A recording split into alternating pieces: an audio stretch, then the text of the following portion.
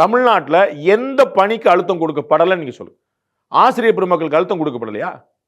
Census வேலை எடுங்க, மற்ற வேலை எடுங்கன்னு சொல்லலையா?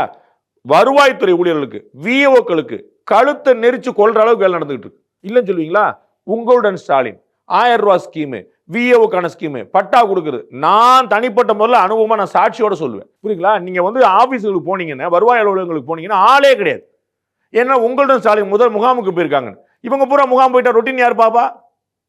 பட்டா யார் கொடுப்பா? சிட்டா யார் கொடுப்பா? அடங்கல் யார் கொடுப்பா? யார்கிட்ட போவா? எங்க வருவாங்க? எப்படி நடக்கும்? அந்த பணி நடக்கிறதே இல்லையே. ஒருத்தர் லேண்ட் வாங்கணும், போகணும், எல்லாம் அங்க வாங்க அங்க வாங்கன்னு உங்களுடைய எம்எல்ஏக்களும் பெய்தவங்க பேர் வாங்குறதுக்கு எவ்வளவு அழுத்தம் கொடுக்குறீங்க, எவ்வளவு பிரஷர் கொடுக்குறீங்க?